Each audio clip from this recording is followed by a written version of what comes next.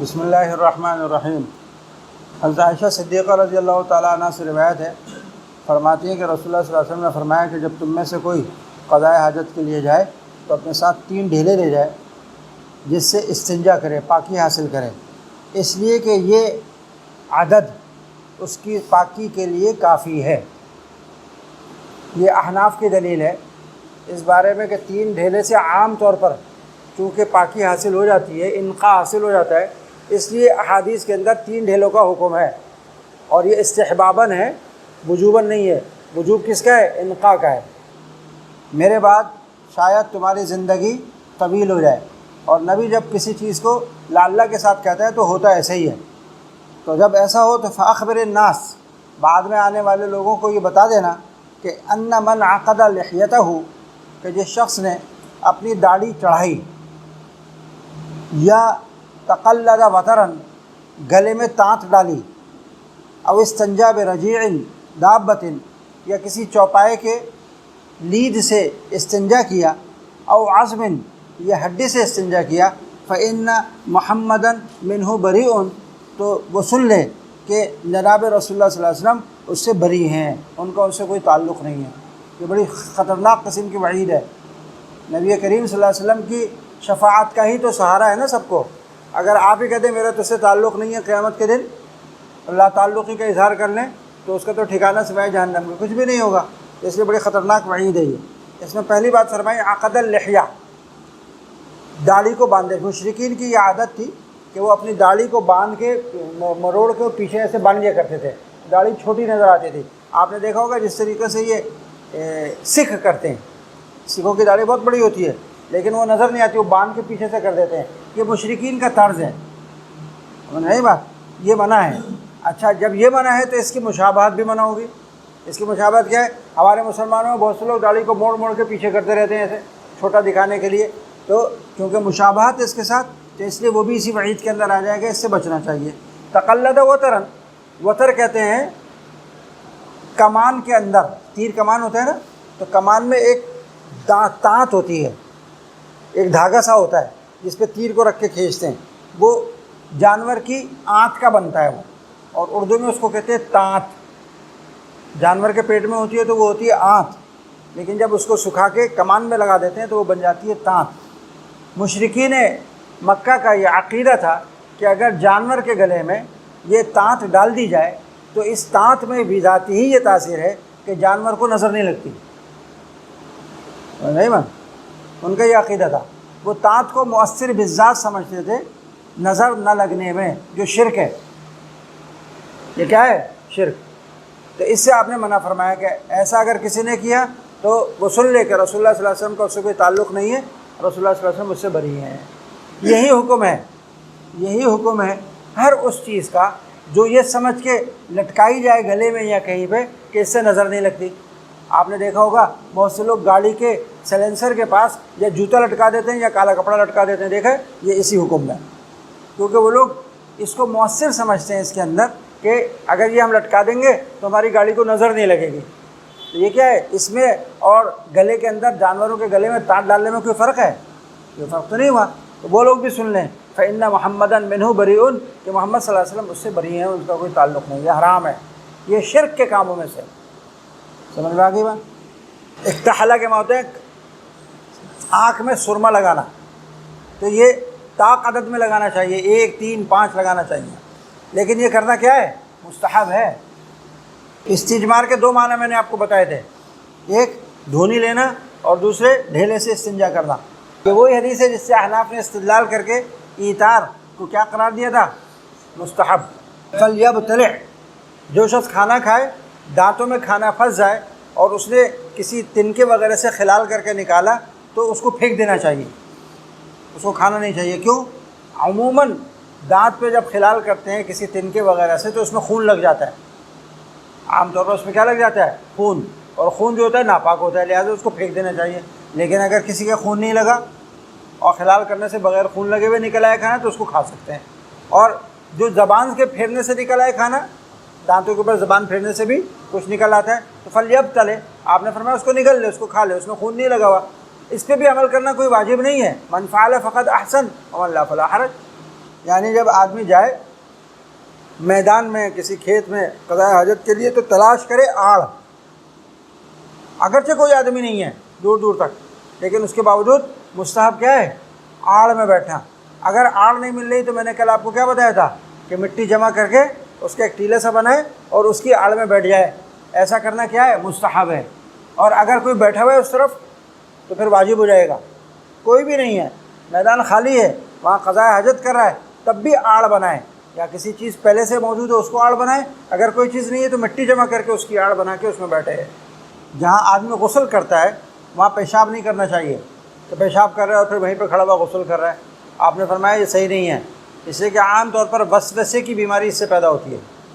آدمی کو وسوسے کی بیماری لگ جاتی ہے نا، کہتے ہیں عام طور پر اس سے ہوتی ہے کہ غسل خانے میں وہ پیشاب بھی کر رہا ہے اور وہیں پہ نہا بھی رہا ہے۔ یہ اس سے مراد وہ غسل خانہ ہے جو خاص ہوتا ہے صرف غسل کے لیے جگہ۔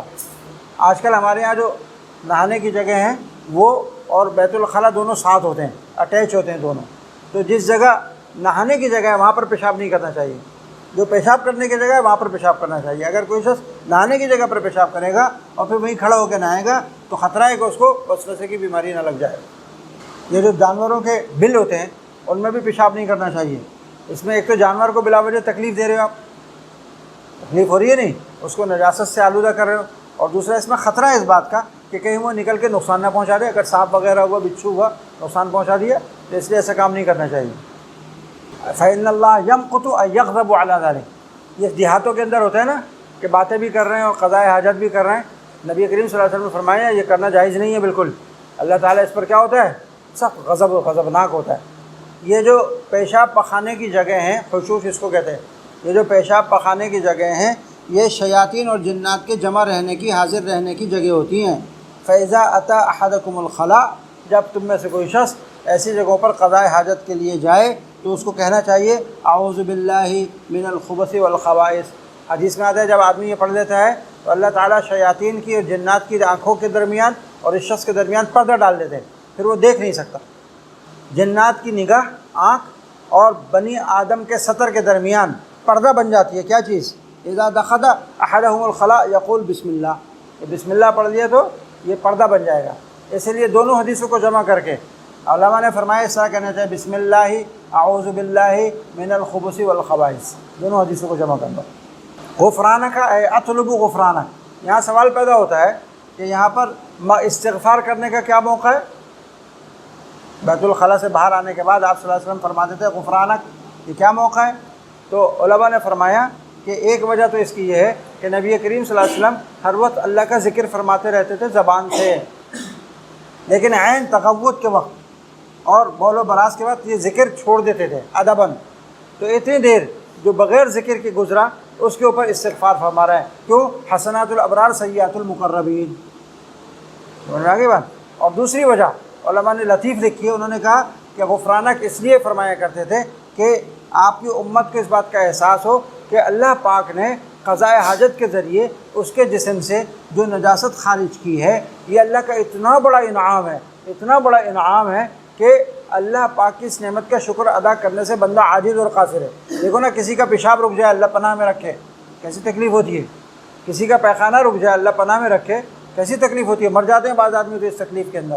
اور پھر جب آدمی پیشاب پخانہ کرتا ہے تو اگر اس کو عقل سلیم اللہ نے دی ہے اور اس کو اولو الالباب میں سے ہے، عقل مندوں میں سے ہے، تو پھر وہ اس کا تفکر جاتا ہے کہاں تک کہ اللہ تعالیٰ نے کتنی ساری اپنی مخلوقات کو میری خدمت پر لگایا اور انہوں نے خدمت کر کے میرے لیے غلہ اگایا اور پھر میرے لیے روٹی تیار ہوئی، کھانا تیار ہوا، پھل فروٹ تیار ہوئے، وہ میں نے کھائے، وہ لذت حاصل کی، اس کو ہضم کیا، کوئی تکلیف نہیں ہوئی، اس کے جو منافع تھے وہ جسم کے اندر رک گئے اور یہ فضلہ اللہ پاک نے عافیت کے ساتھ خارج فرما دیا، تو اس کے ان تمام نعمتوں کے اوپر کیا جاتا ہے؟ خیال جاتا ہے اگر اولو الالباب میں سے ہے، کیونکہ عقل مند آدمی جو ہوتا ہے وہ ان سب چیزوں سے عبرت حاصل کرتا ہے، آخرت کی اللہ کا شکر ادا کرتا ہے۔ یہ ساری نعمتیں دیکھ کے اپنے عمل کو جب دیکھتا ہے تو عمل ان نعمتوں کے مقابلے میں کچھ بھی نہیں ہوتا، تو اس پر وہ کیا کہتا ہے؟ غفرانک، یا اللہ میں تجھ سے تیری مغفرت طلب کرتا ہوں، تیری نعمتوں کا میں حق اور شکر ادا نہیں کر سکتا۔ یہ غفرانک سے آپ نے یہ تعلیم فرمائی امت کو کہ اس وقت غفرانک کہا کرو۔ دو برتن ہوتے تھے، حضرت ابو ہریرہ فرماتے ہیں، ایک استنجا کے لیے ہوتا تھا اور ایک وضو کے لیے ہوتا تھا۔ اس لیے علماء نے فرمایا کہ استنجا کے لوٹے سے وضو کرنا نہیں چاہیے، یہ ادب کے خلاف ہے۔ استنجا کے لوٹے الگ ہونے چاہیے، وضو کے لوٹے الگ ہونے چاہیے۔ بعض مسجدوں کے اندر ایک ہی لوٹا رکھا ہوا ہوتا ہے، وہی آدمی اٹھا کے استنجا کے لیے لے جا رہے اور اسے ملا کے وضو کر رہے، یہ اس حدیث کی روح سے ادب کے خلاف ہے۔ نبی کریم صلی اللہ علیہ وسلم کے لیے الگ الگ لوٹے ہوتے تھے، استنجا کا الگ برتن ہوتا تھا اور وضو کے لیے الگ برتن ہوتا تھا۔ منازہ فراجہ، وہ اپنے دامن پر پانی کا چھینٹا مارتے تھے وضو کرنے کے بعد۔ کیوں؟ علماء نے فرمایا اس لیے کہ بعض لوگوں کو وسوسے کی بیماری ہوتی ہے، تو آپ تعلیم فرما دیا آپ نے کہ اگر کسی کو وسوسے کی بیماری ہے کہ پیشاب کرنے کے بعد میرے قطرے نہ نکل گئے ہوں تو چھینٹا مارنے سے وہ وسوسے کی بیماری ختم ہو جاتی ہے۔ ایک رسول اللہ صلی اللہ علیہ وسلم کے پاس ایک برتن تھا لکڑی کا، جو آپ اپنی چارپائی کے نیچے رکھتے تھے، رات کو اگر پیشاب کرنے کی ضرورت پیش آتی تھی تو اس میں پیشاب فرماتے تھے، باہر جانے کی ضرورت نہ پڑے۔ اسی سے یہ مسئلہ بھی نکلا کہ اگر ناپاکی کسی برتن کے اندر بند ہے، اگر ناپاکی کسی برتن میں کیا ہے بند ہے، تو وہ ایسی ہے کَأَن لَّم یکن، ہے ہی نہیں، کل عدم ہے وہ۔ کل میں نے آپ کو مسئلہ بتایا تھا نا کہ جب جیب میں آیت رکھ لو یا تصویر رکھ لو، چھپنے کے بعد وہ کیا ہو جاتی ہے، کل عدم ہو جاتی ہے۔ حضرت عمر کو دیکھا تھا رسول اللہ صلی اللہ علیہ وسلم نے کہ کھڑے ہو کر پیشاب کر رہے ہیں، تو آپ نے ان کو منع کر دیا، لا تبل قائما، کھڑے ہو کر پیشاب مت کرو۔ تو حضرت عمر کہتے ہیں اس کے بعد میں نے پوری زندگی کبھی کھڑے ہو کر پیشاب نہیں کیا۔ کھڑے ہو کر پیشاب کرنا ممنوع ہے، ہمارے دین میں کھڑے ہو کر پیشاب کرنا ممنوع ہے۔ البتہ یہ ممانعت حرمت کی نہیں ہے، کراہت کی ہے۔ یہ ممانعت حرمت کی نہیں ہے، کس کی ہے؟ کراہت کی ہے۔ اور اگر کوئی عذر لاحق ہے، کسی کو بیٹھ نہیں سکتا، مثلا گھٹنے میں تکلیف ہے یا زمین پہ بیٹھنے پہ جگہ نہیں ہے بیٹھنے کی، نیچے نجاست پھیلی ہوئی ہے، کپڑوں پہ لگ جائے گی، آلودہ ہو جائے گا، تو ایسی صورت میں کھڑے ہو کر پیشاب کرنا بھی جائز ہے۔ لیکن بلا عذر کھڑے ہو کر پیشاب کرنا مکروہ بکراہت تنزیہ ہے، یہ مکروہ بکراہت تنزیہ ہے، یہ ممانعت کراہت تنزیہ پر معمول ہے۔ دلیل اس کی کیا ہے؟ دلیل اس کی وہی حدیث ہے، اتا سبات قوم فبال قائما، کہ نبی کریم صلی اللہ علیہ وسلم نے ایک آدھ دفعہ کھڑے ہو کر بھی پیشاب فرمایا ہے۔ یہاں حضرت عائشہ صدیقہ فرما دی ہے کہ اگر کوئی تم کو بتائے نا کہ رسول اللہ صلی اللہ علیہ وسلم نے پیشاب کھڑے ہو کے کیا، اس کی تصدیق نہیں کرنا۔ پیچھے حدیث گزری ہے حضرت حذیفہ کی، اتا سبات قوم، یہ کیسے کہہ دیا حضرت عائشہ نے؟ سوال پیدا ہوا کہ پیچھے حضرت حذیفہ کی گزری ہے نا حدیث ابھی، کہ اتا سبات قوم فبال قائما، تو حضرت عائشہ کیسے کہہ رہی ہیں کہ اگر کوئی یہ حدیث بیان کرے کہ حضور پاک صلی اللہ علیہ وسلم نے کھڑے ہو کر پیشاب کیا تو تصدیق مت کرنا؟ اس کے کئی جواب دیے شراح نے۔ ایک جواب یہ دیا کہ حضرت عائشہ صدیقہ آپ صلی اللہ علیہ وسلم کی عادت کی بارے میں کہہ رہی ہیں کہ اگر کوئی یہ بیان کرے کان یبول قائما، کان یبول قائما، کہ نبی کریم صلی اللہ علیہ وسلم کی عادت تھی کھڑے ہو کر پیشاب کرنے کی، فلا تصدیقوا، اس کی تصدیق نہیں کرنا۔ ایک جواب۔ دوسرا جواب یہ دیا کہ حضرت عائشہ صدیقہ اپنے علم کا بتا رہی ہیں کہ میرے علم میں آپ صلی اللہ علیہ وسلم کا پیشاب کرنا کھڑے ہو کر نہیں ہے، اپنے علم کی نفی کر رہی ہیں۔ سمجھ میں بات؟ اور تیسرا جواب یہ دیا کہ حضرت عائشہ صدیقہ نبی کریم صلی اللہ علیہ وسلم کی عادت کے حوالے سے کہہ رہی ہیں کہ آپ کی عادت پیشاب کھڑے ہو کر پیشاب کرنے کی تھی، اگر کوئی یہ روایت کرے تو فلا تصدیقوا، اس کی تصدیق نہیں کرنا، آپ کی عادت بیٹھ کر ہی پیشاب کرنے کی تھی۔ یہ قصہ ہے، حضرت عائشہ فرماتی ہیں کہ ایک دفعہ رسول اللہ صلی اللہ علیہ وسلم نے پیشاب فرمایا تو حضرت عمر آپ کے پیچھے پانی لے کر کھڑے ہو گئے، تو آپ نے پوچھا ہے عمر یہ کیا ہے؟ تو حضرت عمر نے عرض کیا کہ یا رسول اللہ پانی لائے ہوں، آپ اس سے وضو فرمائیں گے؟ تو آپ نے فرمایا ما امرت کل ما بلت ان اتوضا، مجھے یہ حکم نہیں ہے کہ جب بھی میں پیشاب کروں تو وضو بھی کروں، ولو فعلتو، اگر میں ایسا کرنے لگوں لکانت سنہ، تو یہ سنت موقدہ بن جائے گا۔ اگرچہ نبی کریم صلی اللہ علیہ وسلم کی عادت غالبہ باوضو رہنے کی تھی، لیکن آپ شارع ہیں نا، شریعت کا مسئلہ بتانا ہے، تو اگر آپ ہمیشہ باوضو رہنے کا اہتمام فرماتے اور کبھی اس کے خلاف نہ کرتے تو سنت موقدہ واجب ہو جاتا نہیں، امت مشقت میں پڑ جاتی نہیں پڑ جاتی؟ آپ نے امت کو مشقت سے بچانے کے لیے مسئلہ واضح کر دیا، ایک آدھ دفعہ دو چار دفعہ پیشاب فرمانے کے بعد وضو خطا ہونے کے بعد آپ نے وضو نہیں کیا، تاکہ مسئلے کی نوعیت واضح ہو جائے کہ باوضو رہنا سنت موقدہ واجب نہیں ہے، ہاں مستحب ہے، اچھی بات ہے باوضو رہا جائے۔ جمع بین الماء والحجارہ کے حوالے سے کہ جب آیت نازل ہوئی تھی قرآن کریم کی ان اللہ یحب التوابین و یحب المتطہرین، تو نبی کریم صلی اللہ علیہ وسلم نے اہل قباء سے پوچھا تھا کہ تمہارا تطہر کا طریقہ کیا ہے؟ حتی الخراء، یہاں تک کہ پیشاب پخانے کا طریقہ بھی بتاتے ہیں تم کو۔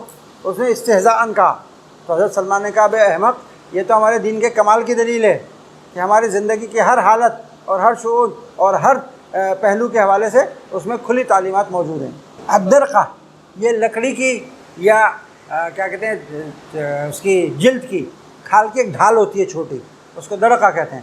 تو اس کی آڑ میں آپ نے پیشاب فرمایا، وہ کھڑی کر دی اور اس کی آڑ میں پیشاب کیا، تستر کیا۔ مشرکین میں نے آپ کو بتایا کھڑے ہو کر بے حیائی سے پیشاب کیا کرتے تھے، بیٹھ کر پیشاب کرنے کی عادت عورتوں کی تھی۔ تو کسی مشرک نے دیکھا کہ رسول اللہ صلی اللہ علیہ وسلم جو ہیں وہ بیٹھ کر اس طرح سے پیشاب کر رہے ہیں، تو انہوں نے کہا دیکھو یہ جیسے کیسے پیشاب کر رہے ہیں، جیسے عورتیں پیشاب کرتی ہیں۔ حمامہ کہتے ہیں کوئلے کو، حمامہ کوئلے کو کہتے ہیں۔ جعلنا فیہا رزقا اے نفعا، اللہ تعالیٰ نے اس میں ہمارے لیے ہمارے منافع رکھے ہیں۔ میں نے آپ کو بتایا تھا نا کہ جو روثہ ہے وہ دواب الجن کی غذا ہے، اس میں اللہ پاک ان کے لیے غذا پیدا کر دیتا ہے، اور جو ہڈی ہے وہ جنات کے لیے اللہ پاک اس کو گوشت پیدا کر دیتا ہے، اور یہ جو کوئلہ ہے یہ بھی اللہ تعالیٰ ان کے لیے نافع بنا دیتا ہے۔